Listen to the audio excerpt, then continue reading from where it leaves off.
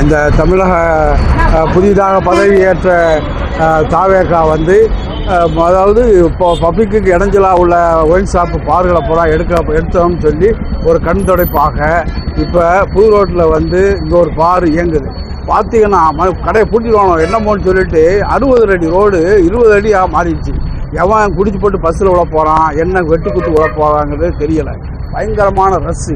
ஒரு பப்ளிக்கு ஒரு ரயில்வே ஸ்டேஷனு, ஒரு கோயில் பக்கத்தில் இருக்குது, அப்பார்ட்மெண்ட் இருக்குது, தொழில் பார்க்கக்கூடிய கடைகள் இருக்குது. இந்த கடையை எடுக்காமல் எங்களுக்குள்ளேயே கண்துடைப்பு ஒரு கடவுக்குள்ளேயும் சந்துக்குள்ளேயும் அந்த கடைகள்லாம் பிரச்சனைன்னா ஒன்றும் இல்லை.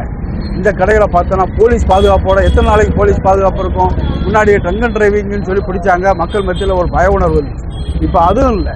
அதுவும் இல்லாமல் பப்ளிக்காக பாட்டில் வந்து கையில் வாங்கிட்டு பஸ் ஏறி போகிறான். அப்படிங்கும் போது இது யார் கண்டிக்கிறது? புது ரோடு பார் வந்து ரொம்ப இடைஞ்சல், பப்ளிக்கு வந்து ரொம்ப இதாக இருக்குது. இதை வந்து மனதில் கொள்ளணும். அது போய் இன்னொன்று பஸ் ஸ்டாப்பு வந்து பஸ் ஸ்டாப்புக்கு மத்தியில் பொம்பளை பிள்ளைனா ஏகப்பட்ட பொம்பளை பிள்ளைனா இருக்கக்கூடிய இடத்துல லம்பி கீழே விழுதான் சரக்கடிச்சு. அப்படிங்கும்போது இந்த பாரை வந்து கண்டிப்பான முறையில் எடுக்கணும். மற்ற பார்கள் தூக்குறது வந்து கண் துடைப்பு. எங்கே பொறுத்தளவு கண் துடைப்பு. பக்கத்தில் கோயில் குளம் இருக்குது, ரயில்வே ஸ்டேஷன் இருக்குது. அதிகாரி என்ன ஒரு சர்வே பண்ணுறாரு? எந்த அதிகாரி எந்த சர்வேயும் கிடையாது. இது வந்து ஒரு கண் துடைப்பு நாடகமாக தான் நான் கருதுகிறேன். பிளே ஸ்டோர் மற்றும் ஆப் ஸ்டோரில் இருந்து பாலிமர் செயலியை QR கோடு மூலம் பதிவிறக்கம் செய்யுங்கள். செய்திகளை உடனுக்குடன் பெறுங்கள்.